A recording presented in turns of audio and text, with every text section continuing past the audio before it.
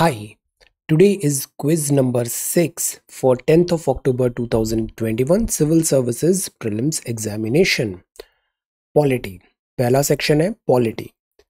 First question है consider the following statements regarding preamble. 44th Constitutional Amendment Act added 3 new words, socialist, secular and integrity to the preamble. ये तीनों words पहले नहीं थे, इनको बाद में ऐड किया, सोशलिस्ट, सेक्युलर और integrity. The preamble is neither a source of power to legislature nor a prohibition upon the powers of legislature. Kesavananda Bharati case, Supreme Court held that preamble is a part of the constitution. आपको बताना है इन तीनों में से correct statements कौन से हैं. सी, जो प्रीएम्बल होता है ना, इसको आईडी ऑफ द कॉन्स्टिट्यूशन बोलते हैं. बहुत ब्रीफ और कुछ ही शब्दों में इसने कॉन्स्टिट्यूशन का पूरा सार इस प्रीएम्बल में वर्णित है, यहाँ पे लिखा गया है. सो ये जो 3 वर्ड्स हैं ये बताते हैं कि प्रीएम्बल अमेंडेबल है, अमेंडमेंट हुआ है. सेकंड, प्रीएम्बल जो है वो सोर्स ऑफ पावर नहीं है, बट वो एक गाइडेंस दे सकता है जहाँ थोड़ी शब्दों में एम्बिग्यूटी आ रही है, तो जो उसका इंटरप्रिटेशन है कॉन्स्टिट्यूशन का वो प्रीएम्बल के कॉन्टेक्स्ट में किया जा सकता है, बट पावर नहीं है, ये प्रोहिबिट भी नहीं कर रहा है. तो this is true. In the Kesavananda Bharati case, the Supreme Court held that preamble is a part of the constitution. पहले ये भी डिबेट था कि वो कॉन्स्टिट्यूशन का पार्ट है या नहीं.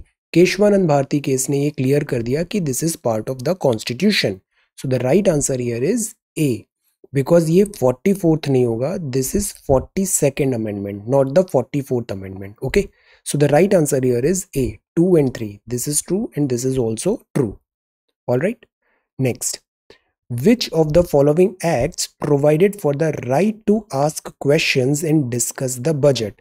कल हमने 1773 देखा था, रेगुलेशन एक्ट. इसके बाद कंटिन्यूसली बहुत सारे एक्ट्स आएंगे, रेगुलेशंस आएंगे और इंडियंस का पार्टिसिपेशन गवर्नेंस में बढ़ता जाएगा, स्पेशली आफ्टर 1857. तो इनमें से किस एक्ट में इंडियंस को बजट जो प्रेजेंट हो रहा है उसमें ना केवल सवाल पूछना है बल्कि उसका डिस्कशन भी कर सकते हैं? Right to ask questions and discuss the budget. Indian Council Act 1892, Charter Act 1833, Charter Act 1813 या फिर इंडियन काउंसिल्स एक्ट 1861. सो इसमें राइट आंसर क्या है? राइट आंसर है Indian Council Act 1892. Okay, third question. Consider the following statements regarding procedure for the amendment of the constitution. Procedure, constitution amendment हो सकता है because India का कॉन्स्टिट्यूशन क्या है, लिविंग डॉक्यूमेंट है, अमेंडमेंट होगा. तो उसका तरीका क्या है? An amendment of the constitution can be initiated in either house of parliament और द स्टेट लेजिस्लेचर. मतलब अमेंडमेंट कहीं से भी इनिशिएट हो सकता है. Article 368. The bill can not be introduced by a private member. मतलब जो गवर्नमेंट के मिनिस्टर्स वगैरह हैं वो ही केवल अमेंडमेंट ला सकते हैं, जो ऑर्डिनरी मेंबर है लोकसभा, राज्यसभा, पार्लियामेंट का, वो बिल नहीं ला सकता, उनको प्राइवेट मेंबर बोला जाता है. तो private member bill constitutional amendment के लिए नहीं होगा. गवर्नमेंट बिल जो होगा वो होगा कॉन्स्टिट्यूशनल अमेंडमेंट में. क्या ये बोलना सही है? So the right answer here is D. ये दोनों के दोनों स्टेटमेंट गलत है. क्यों गलत है? पहला इसलिए गलत है because either house of parliament तो सही है, बट राज्यों के पास ये पावर नहीं है, विधानसभा के पास, कि वो कॉन्स्टिट्यूशन अमेंडमेंट कर पाए. सेकंड, प्राइवेट मेंबर बिल भी पॉसिबल है कॉन्स्टिट्यूशन अमेंडमेंट का. So the right answer is D. ये दोनों गलत है. नेक्स्ट है fourth. Consider the following statements with regard to objective resolution. Dr. Rajendra Prasad ji moved the historic objective resolution in the Constituent Assembly. Dr. Rajendra Prasad president of India भी बनेंगे, पहले president of India, और ये 2 term तक president रहेंगे. Objective resolution was the modified version of the preamble. तो preamble और objective resolution में एक कनेक्शन है. आपको बताना है इनमें से करेक्ट स्टेटमेंट क्या है. सी, आई कीप ऑन टेलिंग, प्रश्न चाहे इजी दिख रहा है या डिफिकल्ट दिख रहा है, हर प्रश्न का रेस्पेक्ट करना बहुत ज़रूरी है. रेस्पेक्ट इन द सेंस बहुत अच्छे से एक एक शब्द को समझना है, अलग अलग एंगल से उसको इंटरप्रेट करने की कोशिश करना है। यहाँ क्या लिखा है, डॉक्टर राजेंद्र प्रसाद, नहीं, ये जवाहरलाल नेहरू जी ने रिजोल्यूशन मूव कराया था कॉन्स्टिट्यूएंट असेंबली में, तो दिस इज रॉन्ग। यहाँ क्या लिखा है, objective resolution was the modified version of preamble, जबकि इसका उल्टा है, preamble is the modified version of objective resolution. So correct statement क्या होगा, डी। ये दोनों स्टेटमेंट गलत है। Okay, next, consider the following statements with respect to fundamental duties. Fundamental duties, हर साल फंडामेंटल राइट, डीपीएसपी या फंडामेंटल ड्यूटी, इनसे एक सवाल तो बनना ही बनना है। पॉलिटी से सवाल आएगा तो इधर से क्वेश्चन बनेगा। Fundamental duties were added to the constitution by 38th constitutional amendment. Fundamental duties बाद में आई बिकॉज आर्टिकल 51 था, फिर 51A बाद में ऐड हुआ, तो फंडामेंटल ड्यूटीज अमेंडमेंट के थ्रू आई है, सिंस बिगनिंग नहीं है। Fundamental duties inspired by Russia, originally total 11 duties were added to constitution. So again you have to tell इन दोनों में से कौन से स्टेटमेंट्स करेक्ट है। सी, ये 38 फिर गलत लिखा है, 38th अमेंडमेंट में फंडामेंटल ड्यूटी नहीं आई। ये जो दो अमेंडमेंट है ना, 42 और 44, इनको मिनी कॉन्स्टिट्यूशन बोला जाता है। ये दोनों बड़े अच्छे से याद होने चाहिए, 42nd कॉन्स्टिट्यूशनल अमेंडमेंट एक्ट और 44th। जो 42 में ग्राउंड ब्रेकिंग चेंजेस हुए थे, 44 में उन सबको रिवर्ट किया जाएगा, नलीफाई किया जाएगा। तो 42 एंड 44, तो ये तो गलत हो गया। शुरू में 11 ड्यूटी नहीं थी, शुरू में थी 10 ड्यूटीज। एक ड्यूटी जो है वो बाद में ऐड हुई है। Okay, so the right answer here is D, neither 1 nor 2। So this is polity. अगले सवाल है ज्योग्राफी के। Which of the following are not correctly matched. Habit क्या बनानी है, जहां भी नॉट लिखा है, इनकरेक्ट लिखा है, उसको तुरंत एनसर्कल करना है। ये बड़ा इजी दिखता है बट करना है, वरना एग्जाम के टाइम पे प्रेशर पे ये चीज़ें दिखती नहीं है। तो नॉट ऐसे एनसर्कल करना है। नॉट करेक्टली मैच्ड, ये लोकल विंड्स हैं, ओरिजिन है। प्लानिटरी विंड्स होती है, जैसे कि ये ट्रेड विंड्स हुआ, वेस्टर्लीज। लोकल विंड्स एक जोन में रिस्ट्रिक्टेड होती है, किसी पर्टिकुलर एरिया में रिस्ट्रिक्टेड होती है। तो जोंडा क्या एल्प्स में है, लू क्या अरावली इंडिया नॉर्दर्न प्लेन यहाँ चलती है, चिनूक क्या रॉकीज में है, बोरा कहाँ पर है, एड्रियाटिक सी में है। So you have to tell not correctly matched. अब चिनूक तो यूएसए का हेलीकॉप्टर भी है, अटैक हेलीकॉप्टर। रॉकीज भी यूएसए में, दिस इज देयर। लू इंडिया में चलती है, नॉर्थ इंडिया में, और बोरा एड्रियाटिक सी की है। बट ये जो जोंडा है, this is not Alps, this is Andes. Andes मतलब South America. So this is wrong. तो राइट आंसर क्या हुआ, A. Alright, next 7th, consider the following statements. These soil, आपको सॉइल आइडेंटिफाई करना है, किस सॉइल की बात कर रहे हैं हम। These soils are wide spread in the northern plains and the river valley. ये नॉर्थ इंडिया में ज़्यादा है और रिवर वैली में ज़्यादा है। ये डिपोजिशनल सॉइल होती है, जो ट्रांसपोर्ट और डिपॉजिट करेगी बाय रिवर, तभी रिवर वैली में ज़्यादा है। पेनिनसुलर रीजन में ये फाउंड होती है डेल्टास के पास off the eastern coast, because जैसे कावेरी और कृष्णा रिवर डेल्टा बना रही है, तो वहाँ पे भी ये सेडिमेंट्स ऐसे डिपॉजिट होंगे।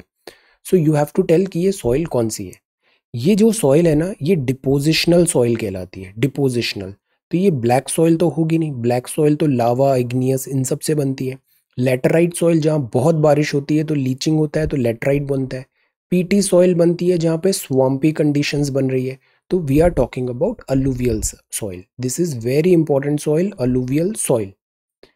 Next, earthquake. अर्थक्वेक भूकंप कब आता है, यहाँ जब भी कैन वर्ड है ना, कैन वर्ड जहाँ लिखा हुआ है ना, वहाँ पे स्टेटमेंट्स करेक्ट होने की पॉसिबिलिटी ज़्यादा होती है, बिकॉज कैन वर्ड ही बताता है पॉसिबिलिटी। पॉसिबिलिटी होने के लिए कुछ भी हो सकता है। सो कैन जहाँ लिखा है ना, वहाँ स्टेटमेंट करेक्ट होने की पॉसिबिलिटी बढ़ जाती है। Divergent plate boundary, divergent plate boundary है, यहाँ कुछ टेक्टोनिक एक्टिविटी हो गई, कुछ भी हो गया, तो अर्थक्वेक आएगा। अर्थक्वेक इज नथिंग बट जो एनर्जी स्टोर्ड है प्लेट्स में, वो रिलीज हो रही है। पोटेंशियल एनर्जी रिलीज हो रही है से काइनेटिक एनर्जी में, और उससे मोशन क्रिएट हो रहा है। तो divergent plate boundary possible. Transform plate boundary, जहां भी हल्का सा फ्रिक्शन हुआ कैलिफोर्निया वगैरह में, तो ट्रांसफॉर्म बाउंड्री है। ओशन ओशन कन्वर्जेंट, यहाँ तो हो गई, कन्वर्जेंट होगा तो ये डिस्ट्रक्शन होगा, अर्थक्वेक आएगा। ओशन कॉन्टिनेंट प्लेट बाउंड्री में भी अर्थक्वेक आएगा। सो द राइट आंसर इज कहने को अर्थक्वेक कहीं भी आ सकता है, जहां भी प्लेट एनर्जी रिलीज हो रही है वहां अर्थक्वेक पॉसिबल है। So the right answer is D. Okay, अब ये बताइए, roaring forties are the westerlies, ये दो स्टेटमेंट्स हैं। Roaring forties are the westerlies lies between 40 degree and 50 degree latitude in southern hemisphere. Horse latitude are the low pressure and low temperature zone in 25 to 35 north south latitude. तो आपको दो latitudes दिए हुए हैं। कल ही हमने map देखा था अर्थ का, ऐसे अर्थ को लाइंस में डिवाइड किया है। ये इक्वेटर है, ऊपर कैंसर है, नीचे कैप्रिकॉन है। ये आईटीसीजी इक्वेटर है। रोरिंग फोर्टीज मतलब 40 डिग्री साउथ लैटिट्यूड पे समुद्र ही समुद्र है, हवा को फ्रिक्शन नहीं मिलेगा, जमीन नहीं है तो बहुत तेजी से बहती है, तो इसको रोरिंग फोर्टीज, श्रीकिंग फिफ्टीज ऐसे बोलते हैं। Lie between 40 degree and 50 degree latitude in southern hemisphere, absolutely true.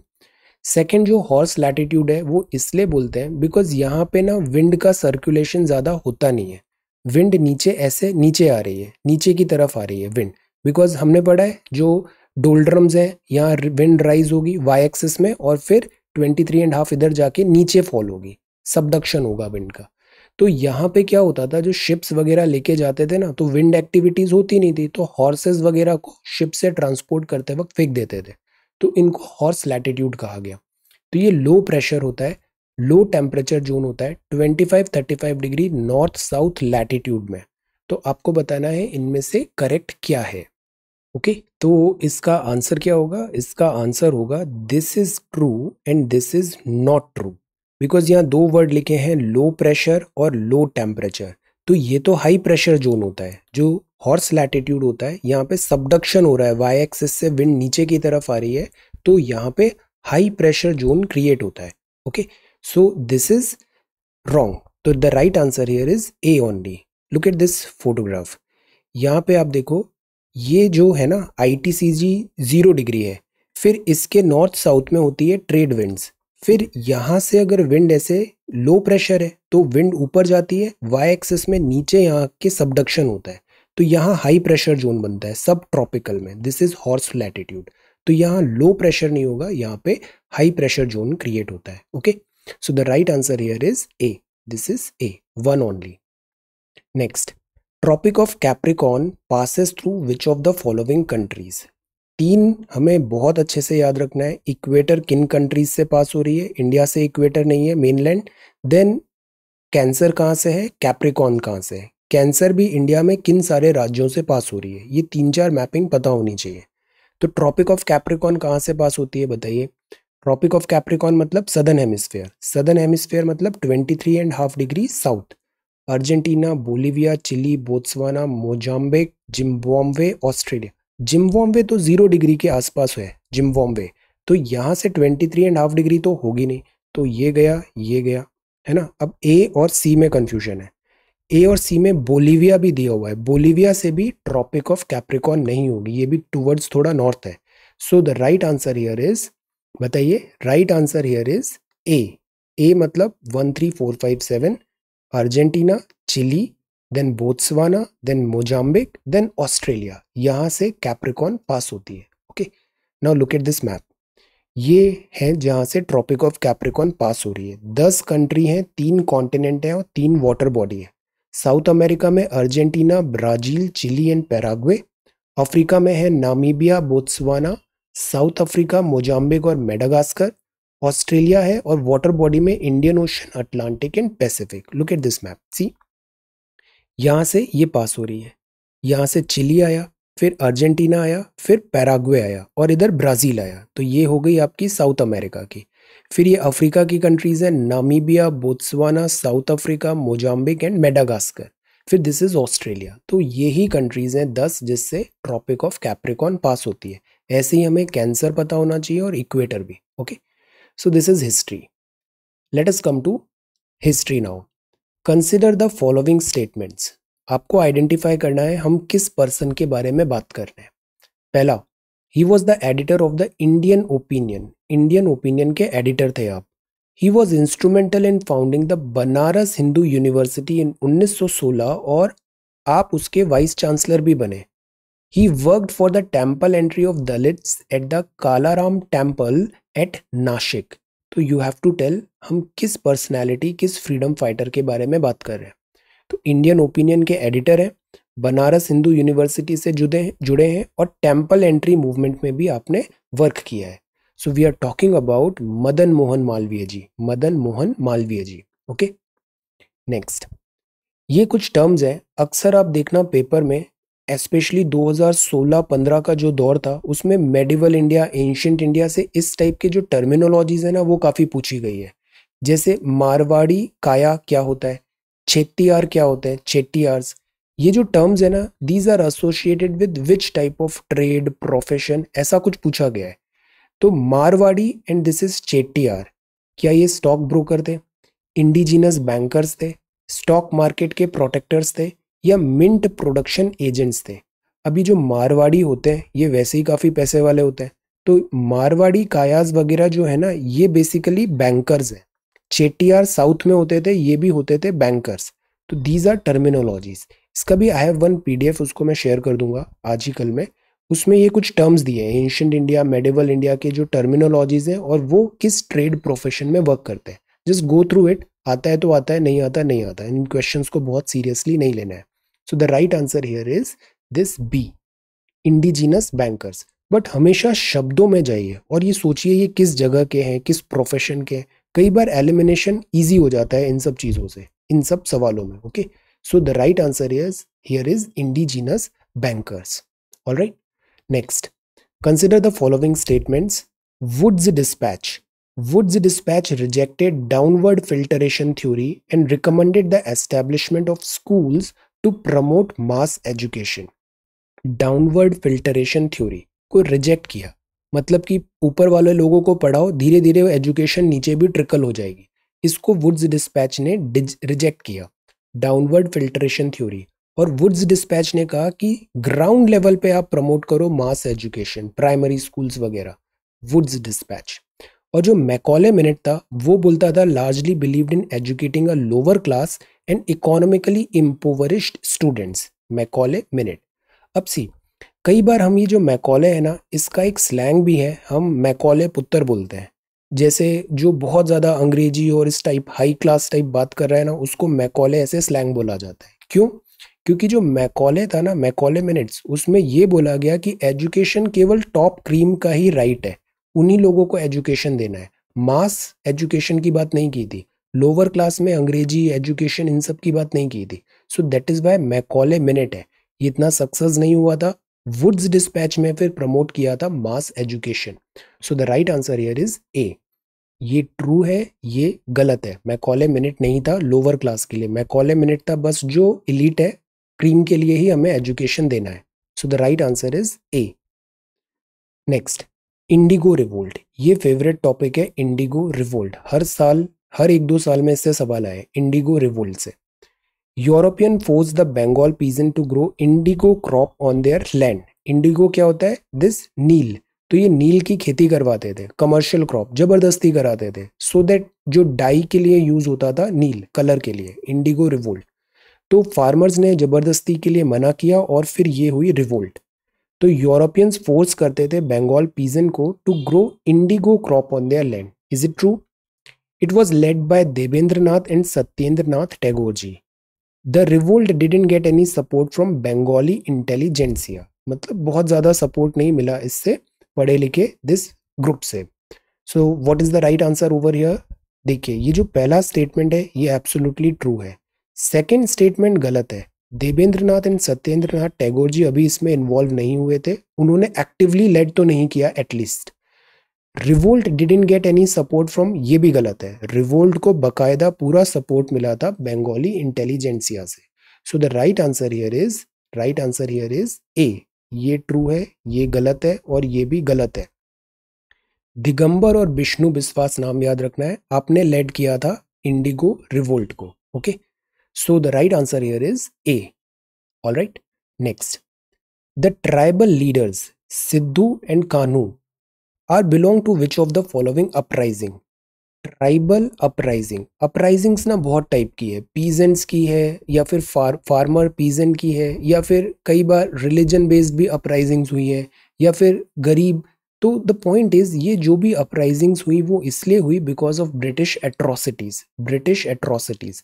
इसमें भी सारी रिवोल्ट्स तो डिफिकल्ट है याद करना, बट जो ट्राइबल्स है इसमें गवर्नमेंट का बहुत ज़्यादा फोकस है अभी। तो एटलीस्ट ट्राइबल रिवोल्ट्स आपको सारी पता होनी चाहिए, किस जोन में हुई, कहाँ पे हुई, और इनके इम्पोर्टेंट लीडर्स कौन है। बिकॉज अभी एक ऐसा मूवमेंट चल रहा है कि जो ट्राइबल लीडर्स हैं, विमेन लीडर्स हैं फ्रीडम स्ट्रगल के, उनको रिकॉग्नाइज किया जाए और उनको उतना पूरा ड्यू रिकॉग्निशन मिले जो उनको नहीं मिला है। तो इसलिए गवर्नमेंट फोकस कर रही है ट्राइबल लीडर्स पे भी। इस पे हमने मेंस का एक आंसर राइटिंग भी किया है। सो सिद्धू और कानू जो है that it is related to Santhal uprising, Santhal uprising. Okay, Santhal uprising किस एरिया में हुआ था ये आप बताओ। So this is history. Okay, this is history, Sidhu and Kanu related to Santhal uprising. Now let us come to economics. Economics, कुछ टाइम से बैंक फेलियर्स काफ़ी ज़्यादा हुए हैं, तो रिजर्व बैंक ऑफ इंडिया का मैंडेट देखते हैं। Recently, Reserve Bank of India has slapped restrictions on withdrawal on Punjab and Maharashtra Cooperative Bank Limited. PMC bank में withdrawal of money RBI ने stop करा दिया था because बैंक फेल होने की कगार पे था। Under which act does the RBI has imposed restriction? अब RBI को किस एक्ट से ये पावर मिलती है? Reserve Bank of India act 1934 में हुआ था, payment and settlement system act 2007 का, ये सारफेसी है, securitisation and reconstruction of financial assets and enforcement of security interest act 2002, ये तो बेसिकली नॉन परफॉर्मिंग एसेट्स के लिए, तो ये तो होगा नहीं। Payment and settlement system act ये भी नहीं है। आरबीआई एक्ट 1934 से तो आरबीआई बना था। The right answer is banking regulation act of 1949। इसने आरबीआई को पावर दिया है कि वो सैंक्शंस और इस टाइप के रिस्ट्रिक्शंस लगा सकती है सच टाइप ऑफ बैंक्स में। सो the right answer here is D, banking regulation act 1949। Okay, अब ये बताइए national income. I know PDF economic vocabulary का ड्यू है, मैं उसको बहुत जल्दी कंप्लीट करूंगा। ओके, नेशनल इनकम, तो ये कीवर्ड्स ना टर्मिनोलॉजीज हमें पता होनी चाहिए। What do you mean by national income? अक्सर ऐसा सिटर आता है, जीडीपी, जीएनपी, नेशनल इनकम क्या होता है? तो ये नेशनल इनकम है। What do you mean by national income? Current market value of all final goods and services produced in a year, market value. Current market value of all consumer goods and services produced in a year, consumption जिसका हुआ है। Current market value of all capital goods and services produced in a year. अब ये जो definition है ये तो काफ़ी नैरो लग रही है, बिकॉज यहाँ केवल कैपिटल देखा। ये जो डेफिनेशन है ये काफ़ी नैरो लग रही है, यहाँ केवल कंज्यूमर देखा। तो जब नेशनल इनकम है, इस वर्ड में कोई भी कीवर्ड नहीं लगा है, तो इसकी डेफिनेशन में भी कोई रिस्ट्रिक्शन नहीं होगा। सिंपल सा लॉजिक है। So current market value of all final goods and services, final intermediary होता तो गलत हो जाता। All final goods and services produced with in a year, that is called national income. So the right answer here is A.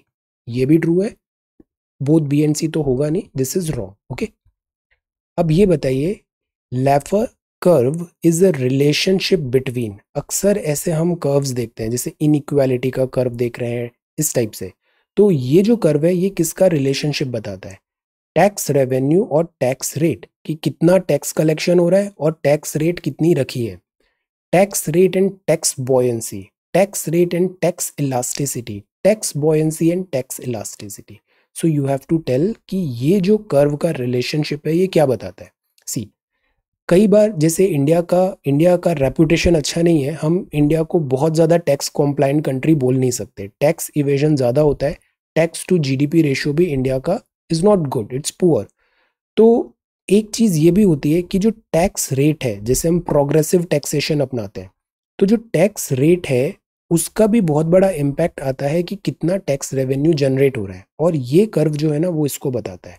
So the right answer here is A, tax revenue and tax rate. See, ये ऐसा कुछ curve होता है, एक optimal point आता है, optimal point आता है, जितनी अगर आपने टैक्स रेट रखी है ना तो टैक्स रेवेन्यू उस ऑप्टिमल पॉइंट पे मैक्सिमम होगा।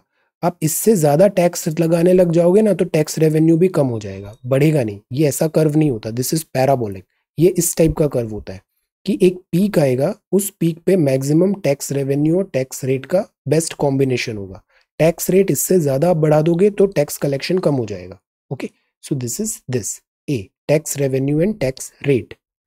अब ये बताइए, which of the following are parts of capital receipt. कल हमने पढ़ा था ना, रेवेन्यू रिसीट होती है और कैपिटल रिसीट होती है। आपको बताना है कैपिटल रिसीट में क्या क्या आता है गवर्नमेंट ऑफ इंडिया की।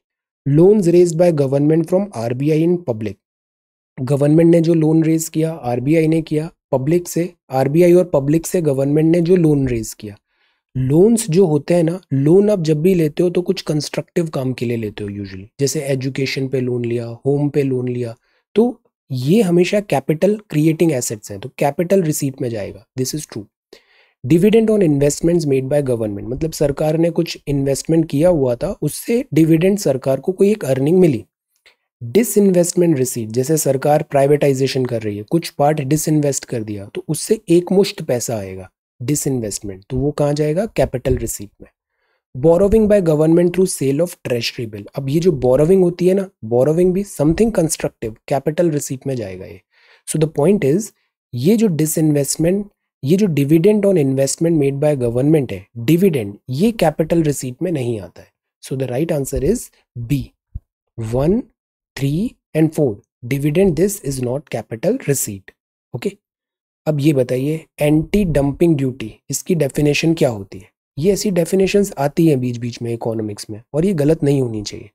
अ protectionist tariff imposed on foreign imports that are priced below fair market value. Protectionist tariff है, जैसे हम देखते हैं ना बैरियर ऑफ ट्रेड में क्या होता है, एक तो दिस मेजर होते हैं कि हमने ज़्यादा टैक्सेशन लगा दिया, टैक्स बैरियर्स लगा दिए। दूसरे होते हैं नॉन टैक्स बैरियर, जिसमें हम क्वालिटी, क्वांटिटी, ये सब चीज़ें लगा देते हैं। तो एंटी डंपिंग ड्यूटी है जो खुद को प्रोटेक्ट करने के लिए। प्रोटेक्शनिस्ट टैरिफ है imposed on foreign imports that are priced below fair market value.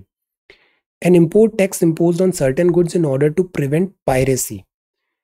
Tax imposed on the import of the goods pertaining to core industrial sector. None of the statement is true. तो देखिए ये बड़ा narrow है, core industries में ही क्यों लगेगी anti dumping duty, no, wrong. Then piracy के लिए एंटी डंपिंग ड्यूटी होगी, no, this is the right one. कि जैसे चाइना से बड़ा सस्ता कुछ एक टॉयज आने लग गए, बहुत लो प्राइस में उसने यहाँ पे डंप करना स्टार्ट कर दिया, तो हम उस पर एंटी डंपिंग ड्यूटी लगा देंगे। वो 10 में सेल कर रहा है, हमने 10 रुपए और लगा दिए तो वो 20 सेल हो जाएगी, तो वो ऑन पार हो जाएगा इंडियन प्राइस से। That is anti dumping duty. So this is A, answer is ए। तो दिस इज इकोनॉमी। अब हम आते हैं करंट अफेयर्स में। आपको बताना है who among the following is the pioneer, मतलब पहले दफे किया था, for establishing animal welfare board of India. तो पायोनियर कौन है animal welfare board of India के, बताइए। रुक्मणी देवी अरुणडेल जी, इंदिरा गांधी जी, कस्तूरी रंजन जी, रोमिला थापर जी। आप तो हिस्टोरियन है। वेलफेयर बोर्ड ऑफ इंडिया क्या है, this is Rukmini Devi Arundale ji, this. Okay, next, consider the following statements regarding zoonotic diseases. आज के डिस्कशन में न्यूज़पेपर में भी you have to prepare this zoonotic diseases, this is very important, इससे सवाल आना चाहिए। Zoonotic diseases, these are infectious diseases that are transmitted from animal to humans or vice versa। तो जूनोटिक मतलब एनिमल लिंक है। Some diseases begin as zoonosis but can later mutate to human only strain। अब यहाँ पे क्या एक word लिखा है can, तो होने को तो हो सकता है शुरुआत जूनोसिस से हो, बाद में म्यूटेट हो जाए, वायरस भी म्यूटेट हो जाता है, और हो सकता है वो ह्यूमन ओनली स्ट्रेन बन के रह जाए, possible, this is true. West Nile virus is an example of zoonotic diseases. Yes, ये भी एक जूनोटिक डिसीज थी, बट पहला स्टेटमेंट जो लिखा हुआ है उसमें क्या लिखा है, infectious diseases that are transmitted from animal to human, यहां तक सही है, वाइस वर्सा नहीं होता, मतलब ह्यूमन टू एनिमल ट्रांसफर हो रहा है, those are not zoonotic diseases. So the right answer here is B, 2 and 3, this is true and this is also true. ये बात है 2DG sometimes seen in news is related to what? 2DG ये एक asteroid का impact है जिसका हम avoid करने की कोशिश कर रहे हैं, कुछ सालों बाद आने वाला है। ये मेडिकल ऑक्सीजन स्टोरेज की नई टेक्नोलॉजी है, कोविड ड्रग डेवलपमेंट एक जो न्यूज़ में आया था, या फिर ये वैक्सीन हेजिटेंसी को दूर करने का प्रोग्राम है। तो व्हाट इज 2DG? 2DG जो है ना बेसिकली DRDO ने बनाया था, एक कोविड ड्रग है, ये Covid drug development. 2DG is a Covid drug development. ये कुछ ऐसा है 2-डीऑक्सी 2-ग्लूकोज ओरल पाउडर है। ऑक्सीजन का काफ़ी ज़्यादा शॉर्टेज भी था और कोविड के कारण ऑक्सीजन दिस लेवल भी कम हो रहा था, उसके कॉन्टेक्स्ट में ये बनी थी 2DG। 24th, डूम्सडे सर्फिंग क्या होता है? ये कीवर्ड है डूम्सडे सर्फिंग, समटाइम्स न्यूज़ में आता रहता है। तो व्हाट डज इट मीन? इस वर्ड का मीनिंग क्या है? विच of the following correctly describes it's? पहला, ये लार्ज स्केल ऑनलाइन हैकिंग है of important information on banking website की एक डूम्सडे आएगा, बैंकिंग वेबसाइट्स वगैरह सब हैक हो जाएगी और that is doomsday surfing. It is wide scale posting of illicit content in internet पे इलिसिट कंटेंट है। It is the type of searching and scroll through bad news. It is a large scale spreading of destruction of word, की मतलब डूम आ गया है ऐसा करके propaganda run हो रहा है, large scale spreading of destruction of word. तो ये जो डूम्सडे सर्फिंग है ना, ये कोविड-19 जब से हुआ, लॉकडाउन लगा, इंटरनेट से ही हम कनेक्ट हो पा रहे हैं वर्ड से, तो साइकोलॉजी में ये चीज़ देखने को आया है कि पीपल जो है ना वो नेगेटिव न्यूज़ की तरफ ज़्यादा टेंड होते हैं। नेगेटिव न्यूज़, जैसे इफ़ आई से कि ये क्वेश्चन करेंगे तो आपका सिलेक्शन हो जाएगा, बट इफ़ आई से कि ये क्वेश्चन नहीं करेंगे तो आपका सिलेक्शन नहीं होगा, तो जो सेकंड स्टेटमेंट है ना उसमें ज़्यादा आई बॉल्स अट्रैक्ट होगी, उसमें ज़्यादा आपका अटेंशन जाएगा। तो ये ह्यूमन साइकोलॉजी है डूम्सडे सर्फिंग। तो it is the type of searching and scroll through bad news. People are viewing scrolling bad news and they are feeling a kind of like they are addicted to that. That is doomsday surfing through bad news. So this is C. 25th, which of the following is are covered under Operation Green? हम farmers income double करना चाहते हैं, food processing करना चाहते हैं, तो operation green बहुत important है। ऑपरेशन ग्रीन में हम कौन कौन सी चीज़ें कवर करते हैं? Tomato, onion, potato. टॉम तो था, फ्रूट्स भी है क्या उसमें? Tomato, onion, potatoes and fruits. तो ऑपरेशन ग्रीन में क्या क्या कवर होता है? आंसर, ऑपरेशन ग्रीन में सब कवर होता है। These all are covered. Tomatoes, onion, potatoes and fruits all are covered under Operation Green. This is very important again. So this completes our 25 MCQs in around 25-30 minutes. Okay. So score kaisa raha? Tell. Alright. So thank you so much for watching this video. Take care, study well and be safe.